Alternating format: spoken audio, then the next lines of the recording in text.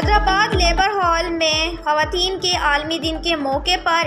ایک خواتین کا سیمینار منعقد کیا گیا۔ خواتین کے بڑے اجتماع سے خطاب کرتے ہوئے ہسکو خواتین انچارج سروت جہاں ناہید اختر حاجرہ بی بی نے ابتدائی کلمات ادا کیے۔ مقرر خواتین نے سیمینار سے خطاب کرتے ہوئے کہا کہ آج کی خواتین نے اقدار کے ایوانوں سے خلا تک اور گھر کی چار دیواری سے روزگار کے میدانوں تک سب کچھ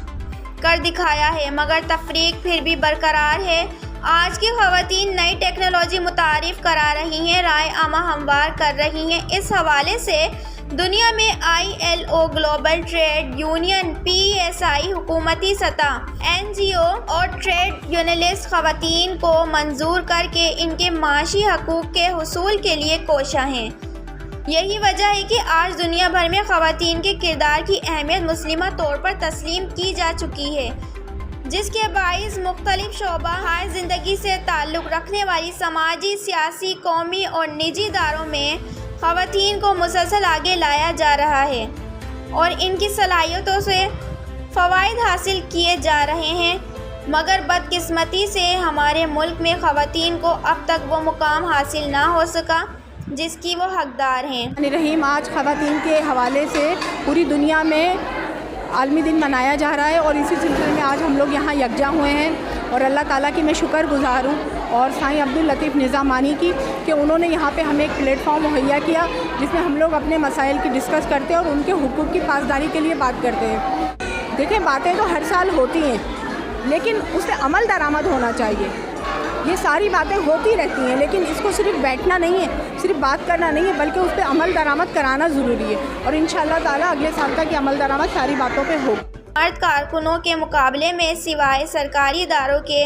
بقیہ تمام جگہوں پر ان کی اجرتیں کم کر دی جاتی ہیں، جبکہ دورانیہ کام بھی مردوں کے برابر دیکھا جاتا ہے۔ اس حوالے سے وابڈا میں موجود ہائیڈرو CBA یونین اور ان سے متصل all Pakistan federation of trade unionist کا کردار قابل ستائش ہے۔ اساتذہ کی جو تنظیم ہے سپلا، میں اس کی مرکز کی لیڈی جوائنٹ سیکریٹری بھی ہوں۔ یہاں پر میری دوستوں نے آج 8 مارچ کے حوالے سے وابڈا کے یونین کی طرف سے جو یہاں پروگرام ارینج کیا ہے بہت ہی اچھا رہا اور کافی تعداد میں ہماری بہنوں نے یہاں پر شرکت بھی کی ہے۔ نہ صرف شرکت کی ہے لیکن اپنے مسائل کے بارے میں یہاں پر کھل کر بات کی گئی ہے، چاہے وہ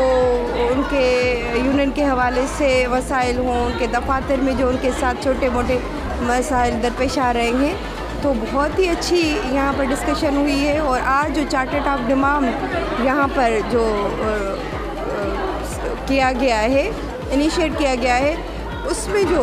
پوائنٹس رکھے گئے ہیں وہ بالکل ہی بہت ہی کارآمد پوائنٹس ہیں۔ آج یہ ہر ملک، ہر یونین، ہر گھر اور ہر عورت کی آواز بن گئی ہے اور یہ 8 مارچ ہمیں یاد دلاتا ہے کہ پچھلے سال ہم نے جو اپنے ٹارگٹس رکھے تھے آج ان کو اچیو کتنا کیا ہے اور آج جو ہم ٹارگٹ رکھ رہے ہیں ان کو اگلے سال تک ہمیں لے جانا ہے اور اپنے حقوق کے حوالے سے نہ صرف حقوق لیکن فرائض کی بھی نشاندہی کی گئی ہے یہاں پر کہ حقوق و فرائض ساتھ ساتھ چلتے ہیں، تو ہمیں اپنے حقوق چاہیے اپنے فرائض کو نبھاتے ہوئے۔ عورت ہمارے معاشرے کی وہ عظیم اور مظلوم ہستی ہے جو پیدائش سے لے کر موت کی آغوش تک بیٹی اور بہن کے روپ میں شرم و حیا، بیوی کے روپ میں ایثار، قربانی کا پیکر اور ماں باپ کے روپ میں جنت کا نمونہ پیش کرتی ہوئی نظر آتی ہے۔ غرض کے ہر روپ عورت وفا کے پیکر کا عالمی نمونہ ہے، لیکن اس کے ساتھ ساتھ یہ المیہ بھی عورت کے ساتھ ہے کہ عورت ہی عورت کے دشمن کے طور پر ہمارے معاشرے میں موجود ہے۔ عورت کا استحصال کرنے میں مردوں کو شانہ بشانہ کردار ادا